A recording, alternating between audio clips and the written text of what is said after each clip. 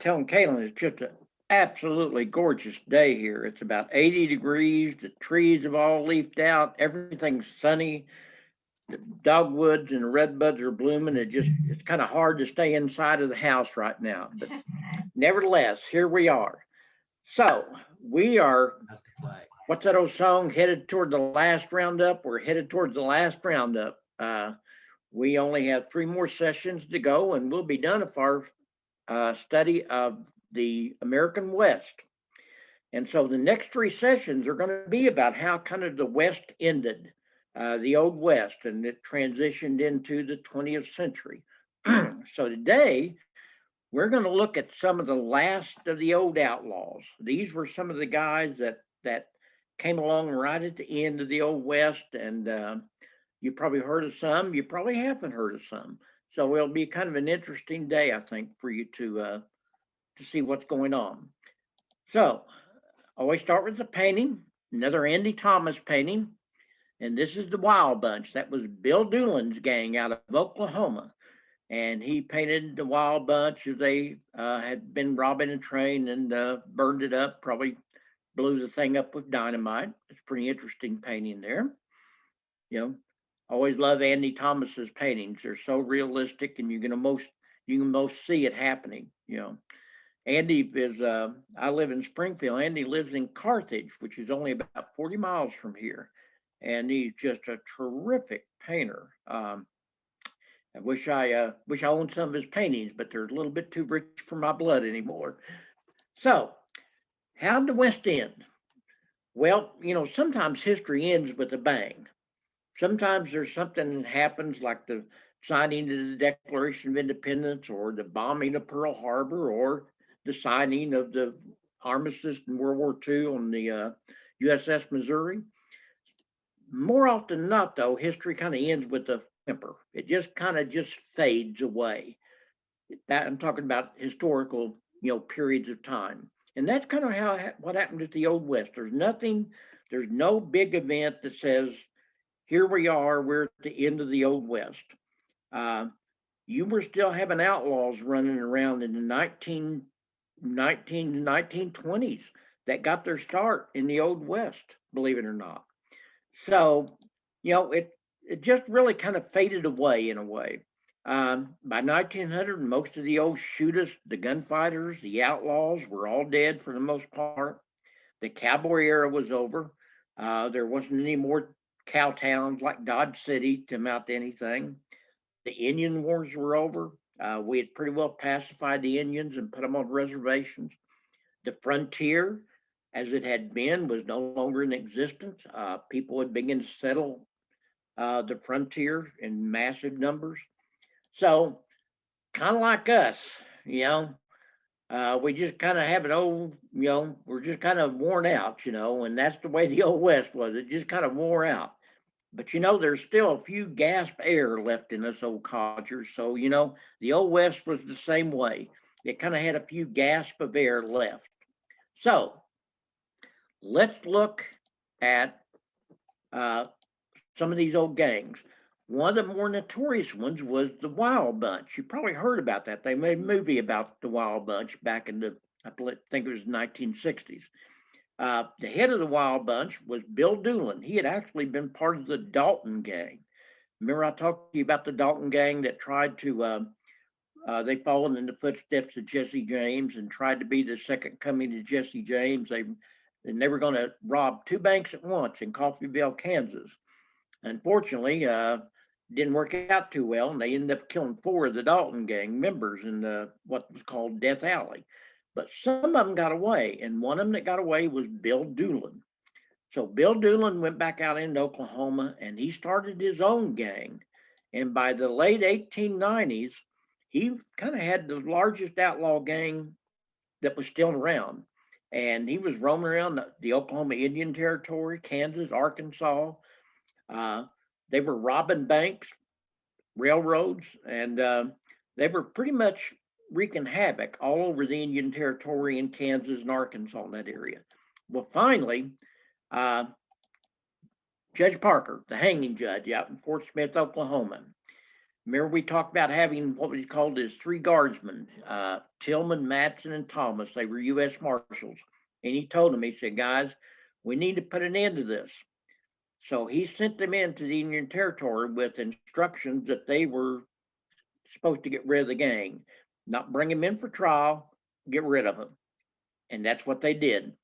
By 1898, all 11 members of the gang were dead. Now, I got to tell you, this is a little bit of personal here history. When I was a young kid, I remember my dad and my granddad sitting around the kitchen table talking about a guy by the name of Red Buck. And they always kind of talked about him kind of silently. You know, they didn't say too much about him. And one day I got anxious enough about it and curious. I said, Dad, who was Red Buck? And all he said was, he said, well, he was a Stevenson that we don't like to talk about, but he rode with one of the old outlaw gangs out west. And he kind of mumbled, and I think he said the Doolin gang. Never would talk about it after that. Well, I got to researching this, and sure enough, there was a Red Buck that rode with the Dalton gang. Now, Doolin gang, whether or not he was kin to me or not, I have no idea. But I know this, my dad and my granddad sure kind of thought that he might have been. So kind of an interesting little sidelight there. This is Bill Doolin.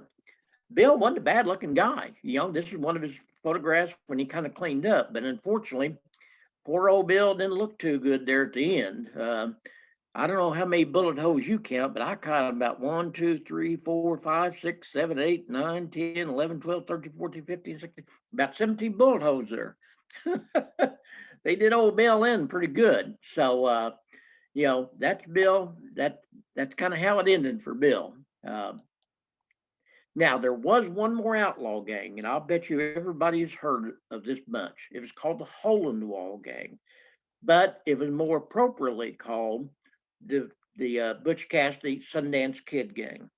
You probably all heard of Butch Cassidy and Sundance Kid. I'll bet you a lot of you saw the movie that came out in the late 60s with Paul Newman and Robert Redford. It's a really good movie. It's kind of funny, actually. It's kind of almost like a comedy outlaw gang. But it was really an interesting gang. It was kind of one of these gangs that kind of members came and went. Somebody would ride with them for a while, and then they would go, and then another member would come in. The consistent ones were a guy by the name of Kid Curry, and also, of course, Butch Cassidy and the Sundance Kid. By the way, that was not their real names. We'll talk about that in a minute. They operated out of Wyoming, and they had a hangout called the Hole in the Wall. The Hole in the Wall was a very almost impenetrable place to get to in the mountains of Wyoming. And if you didn't know how to get into it, it was pretty hard to get into. They figured it out, and that was their hiding place. And they would go out and rob banks and railroads, and they met with quite a bit of success. In fact, the case, they met with so much success that the railroads finally hired the Pinkertons to come after them. And they got up what was called a super posse. And they went after Butch Cassidy and Sundance Kid, and you know they were definitely going to get them. So at that point in time, they decided to take off. So let's look at Butch Cassidy and Sundance Kid. By the way, folks, this is one of the best photographs of the Old West. I love this photograph. This was taken in Fort Worth, Texas, about 1900. And it is the members of the Hole in the Wall gang, or at least 5 of them. You have up here at the top a man by the name of Bill Carver. This was Kid Curry, who was one of the members that was with it a lot. This is the Sundance Kid. This is Ben Kilpatrick, and this is Butch Cassidy. Now, you can tell they don't fit the image of what we think of when we think of outlaw gangs. They dressed up pretty nice, and they had their picture taken. Unfortunately, that picture probably did them in, because one of the Pinkertons happened to stop by. They didn't have any photographs of these guys, but they recognized them. They knew who they were, and he happened to notice this photograph hanging in the photography studio, and he got a copy of it and took it in, and they made wanted posters out of it. And all of a sudden, these five guys became the five most wanted men in America. And at that point, the American adventure, the Butch Cassidy and Sundance Kid, kind of came to an end. So this is a hole in the wall. This is an actual photograph of how their hideout out in the mountains, and it's one of those situations. Like I said, you would have to know how to get into it to be able to get there. So who was Butch Cassidy? Well, Butch Cassidy was really Robert Leroy Parker.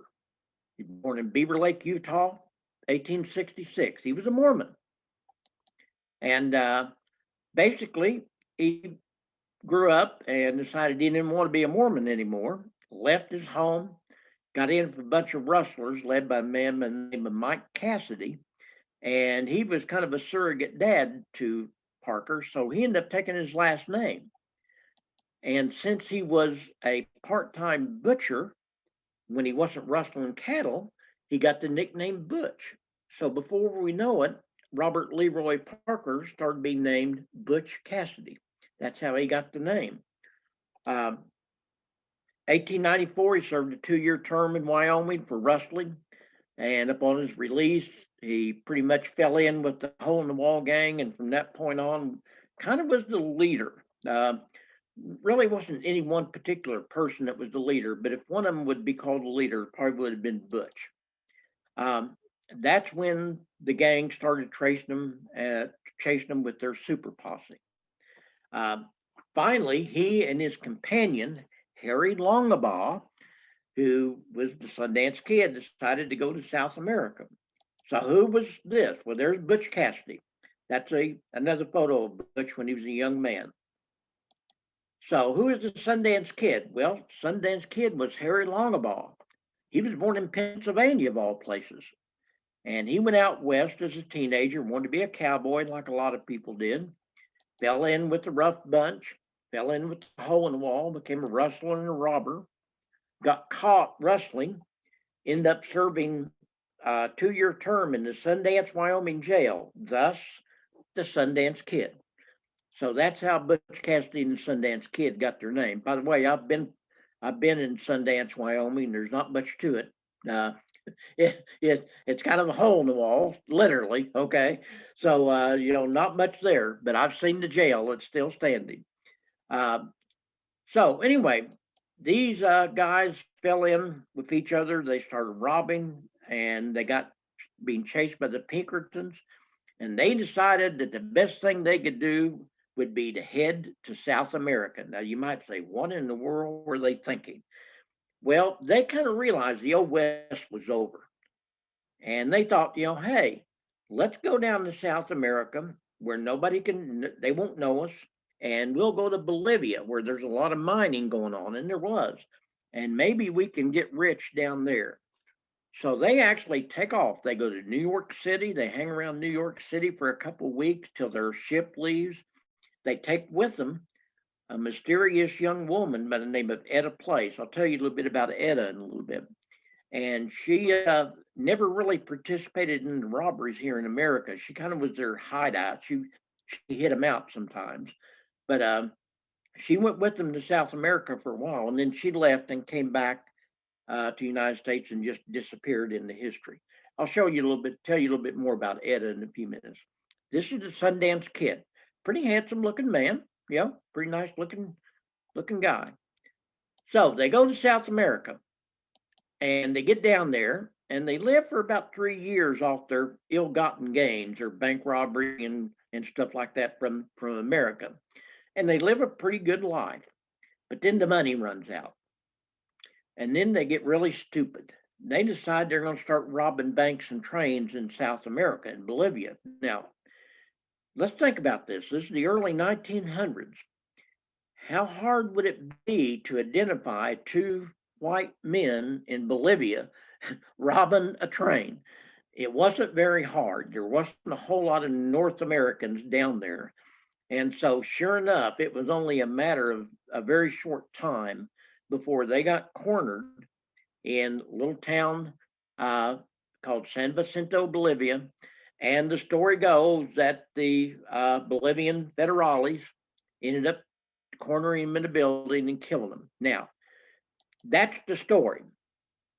There's a little bit of dispute about that, particularly when it comes to Butch Cassidy or Parker.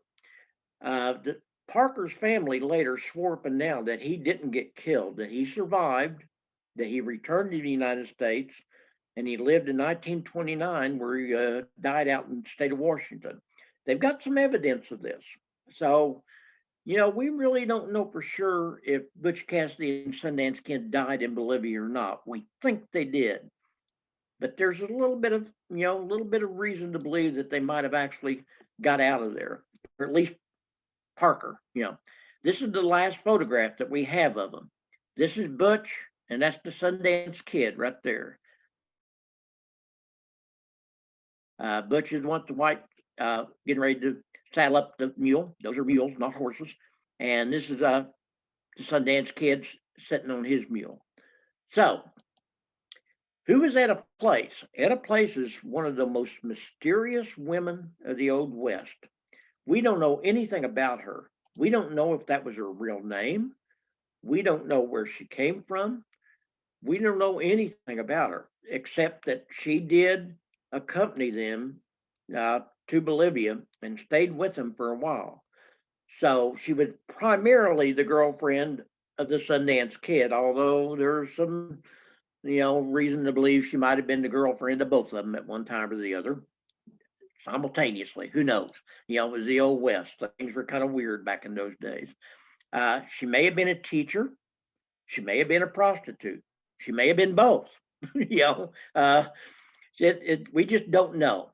All we know is that she, like I said, she accompanied him down there and then left, came back to the United States, and just disappeared. We do have a picture of her. We have a picture that she took with the Sundance Kid in New York City. And this is a photograph of her and the Sundance Kid before they got on their ship and left for Bolivia. She's a beautiful woman, very pretty. And, she looked pretty sophisticated there. So it'd be really interesting if anybody could ever trace her down, but there's not been any luck yet. There's been historians have tried and tried to figure out who Etta Place was, and nobody really can find out. She just disappeared. So she was one of the smart ones. She got away, apparently. Okay, another female woman that you've heard about, I'm sure, is Belle Starr. Belle Starr was the bandit queen of the Old West. She was raised in Carthage, Missouri, same place that Andy Thomas does his paintings. Her name was Myra Belle Shirley. Later on, she got the name Belle Starr. She was called Belle, and she ended up marrying a Cherokee Indian by the name of Sam Starr out in Oklahoma, and she took his name, so that's how she became Belle Starr. She participated in the Civil War. Carthage was one of the hotspots in Southwest Missouri in the Civil War, and she was, actually participated in some of the battles, believe it or not. She supposedly had a daughter by the name of Pearl. Although there is some reason to believe that Pearl may have been the daughter of Cole Younger, of the Jesse James Cole Younger gang. We don't know that for sure, but there's reason to believe that she may have not been the daughter of Sam Starr. Once she got out of the Civil War and turned into a thief, she kind of become known as the Bandit Queen.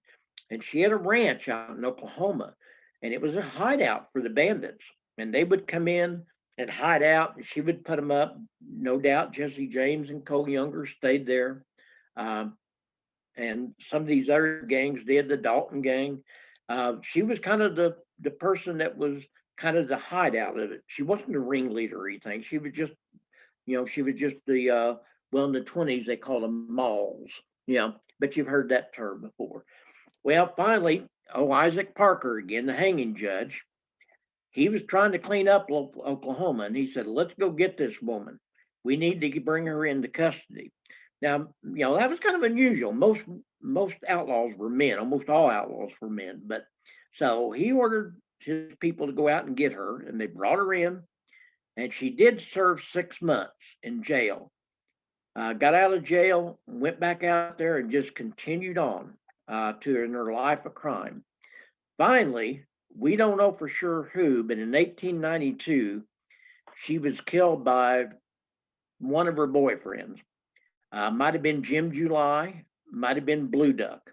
Uh, by the way, if you ever watched Lonesome Dove, if you've ever watched that, you remember there was a Comanchero in there that finally ended up jumping out of a second story window, and his name was Blue Duck. Yeah, I don't know if you remember that or not.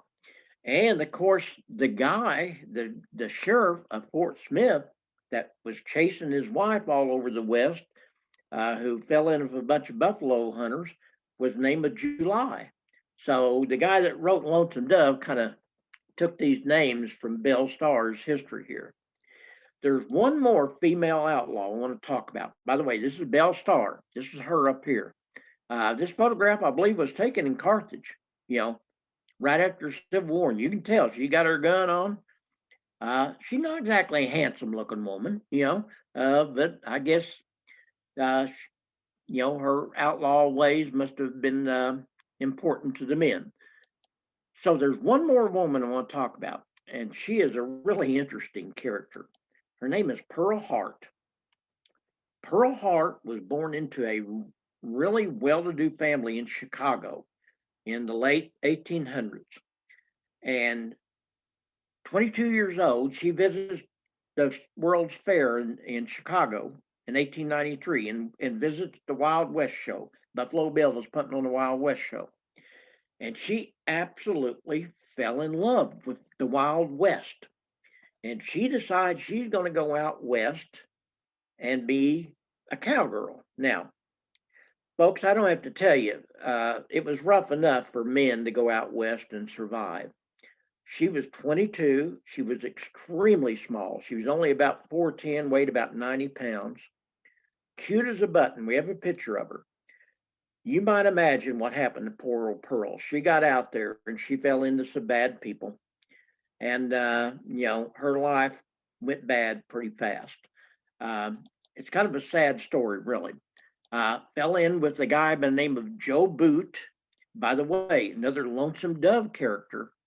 July's wife was looking for her old boyfriend, D. Boot, in Lonesome Dove, and another name taken by from the Old West by the writer of Lonesome Dove here.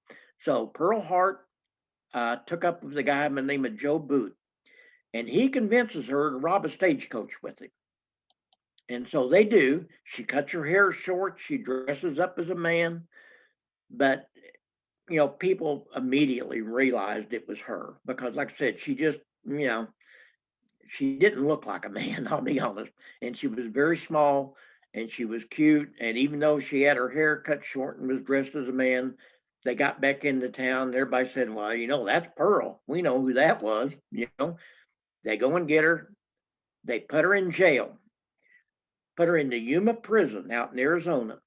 And she ended up having a trial, and her trial becomes a national celebrity because she is a woman, and everybody felt sympathetic for her, but she's still found guilty. They put her in prison, and she made national headlines. There were newspaper reporters from New York and San Francisco and St. Louis covering her trial, and there's the national headlines about Pearl Hart, the woman outlaw out here. She gets sent to prison, and because she is a woman and because she is very cute, they put her in isolation. As far as the records show, there was only one man that ever visited her. That was the governor. He visited her about 3 times. Well, lo and behold, Pearl ends up pregnant. Pretty obvious who the father was. So the governor, rather than make a big deal out of this, pardons her. And Pearl Hart gets out of prison. She goes on and lives a fairly quiet life and ends up living all the way to 1955. She died in the 1950s. This is Pearl. This is a picture of her that they dressed her up in the Yuma prison for the photographers. They gave her an unloaded gun and put her in men's clothes and let the photographers take a picture of her for their newspapers. So they were, so interested in her because she was a young girl. And, you know, just, at least she got away. Let's put it that way. She ended up dying. Well, we got one more guy we want to talk about. And to me, this is probably one of the most interesting characters of the Old West. And yet, most people have never heard of him. If I was young enough and I had the energy and I had the money and the time, I would go out and write a book about Henry Starr because nobody's ever really written a book about this guy. But it would take a lot of research, and frankly, I'm too old and too broke to be able to do the proper research to write the good book about him. But what a life this guy led. Let's look at this. First of all, as you might imagine, he was a nephew to Belle Starr, not her son. He was a nephew. This was one of her, you know, uh, Sam Starr, her first husband. That was one of his brother's son, and he was raised in the Indian Territory. Started robbing banks in 1893 on horseback. Robbed his last bank in 1921 using a car. The first outlaw to use an automobile to rob a car. I mean, to rob a bank. Uh, so, 1873, uh, he's born in Indian Territory. He's raised up out there. Has his first brush with the law when he's 16 years old. He was selling whiskey to other Indians. Got sent to jail, and that just I've always heard the old saying, if you're not a criminal when you go to jail, you'll probably be one when you get out. Well, he was. I don't know if he was a criminal when he went in, but when he got out, he sure was. Ended up having a 32-year life of crime. 32 years he was a criminal. Um, Only killed one man. 1896, he kills the U.S. Marshal. That's pretty serious business. Well, guess who he ended up going before as a judge? You got it. Judge Isaac Parker, the hanging judge. Boy, this guy's all over the place down there. Judge Parker brings him before his courtroom and sentences him to hang. He's convicted and he's sentenced to hang. But here's where the story gets kind of crazy. Okay, this is a picture of Henry Starr, and this is a picture of Henry on horseback. I'm sure this is a posed picture. He was a good-looking young kid. A very handsome young man, and that plays into his story here in a little bit, as you'll see. So this was taken in Fort Smith, Kansas. I don't know if it was taken about the time he was in jail and prison or what, but he was a very, very handsome young man. You can tell he's an Indian, but he was very handsome. He goes to prison. He's ordered to be hung, but by this time, Judge Parker has been really looked at by the Supreme Court. He's got such a reputation of hanging people that they're a little concerned he might be hanging people just a little bit too often. So they start overruling some of his death sentences, and Henry Starr gets caught up in this. He has two more trials. Every time he appeals his case to the Supreme Court, they overrule it. He ends up having two more trials, and finally, Judge Parker gets the hint and just sentences him to 25 years in prison for manslaughter. So he goes to prison, the federal prison in 1894. He gets in there, and while he's there, another real famous Indian outlaw by the name of Cherokee Bill starts a prison riot.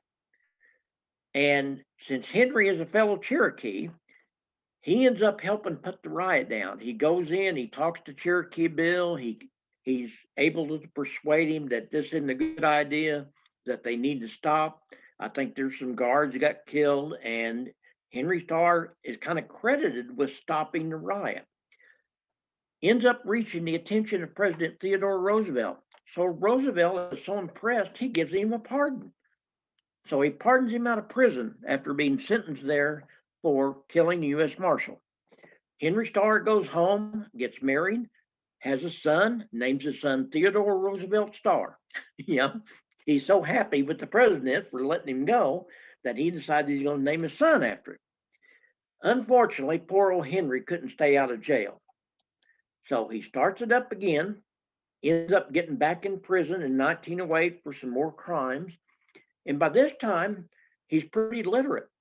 He writes an autobiography. And believe it or not, folks, this autobiography kind of catches on. It's kind of a big deal in the early 1900s. It's called The Thrilling Events, The Life of Henry Starr. And it catches the attention of some Hollywood men. So here's the book, Thrilling Events, The Life of Henry Starr. He gets out of prison again after 4 years, goes out and immediately starts robbing banks. He robs 14 banks in 5 months. He's pretty good at what he does, but he finally gets caught.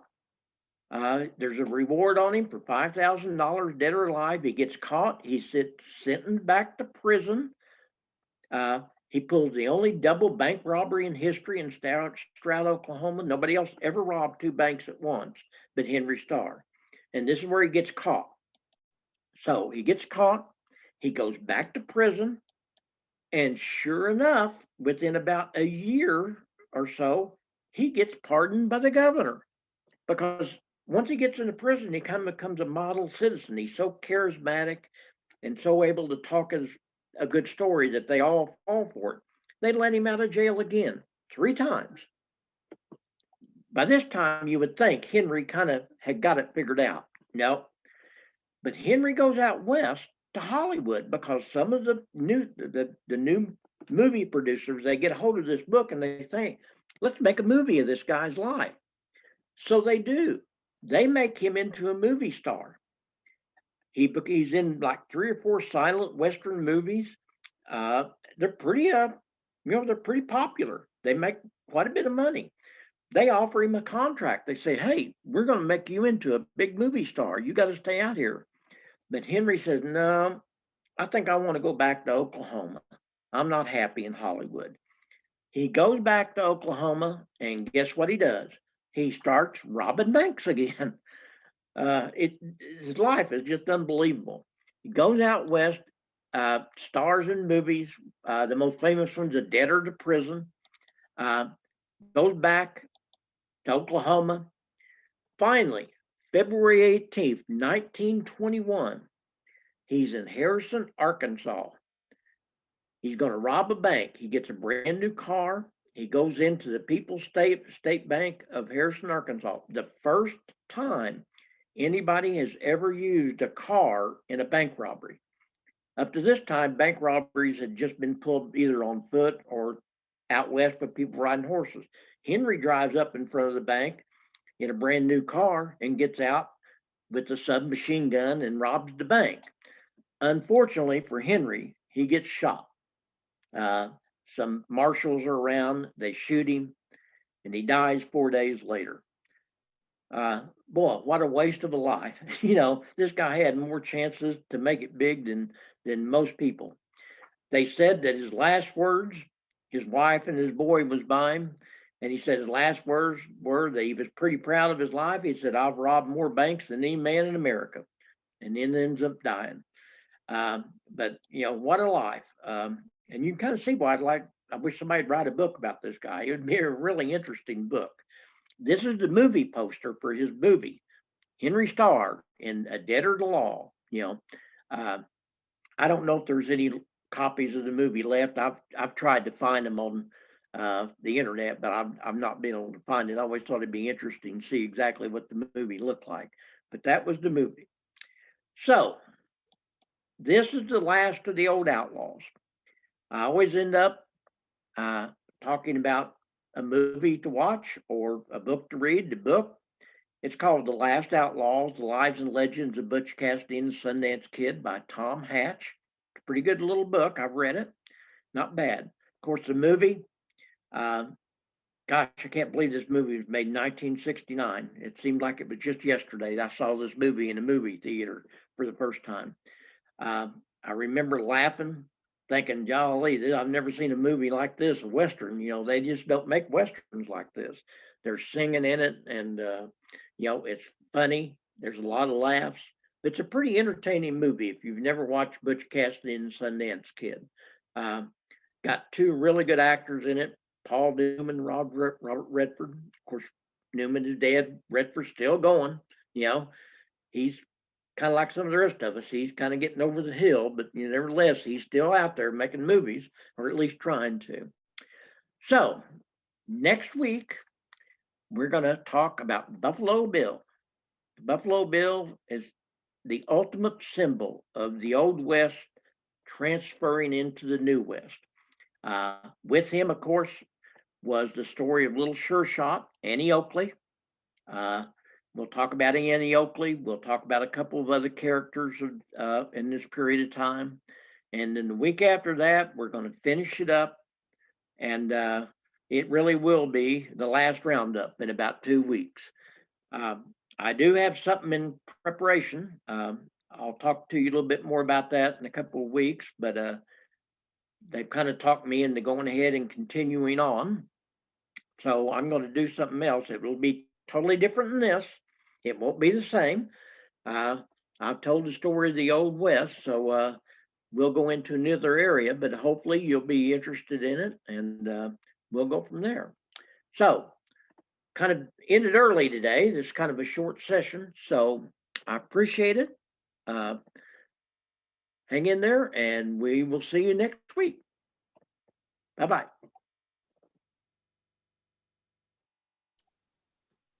Bye. We enjoyed always, Tony. Thank you.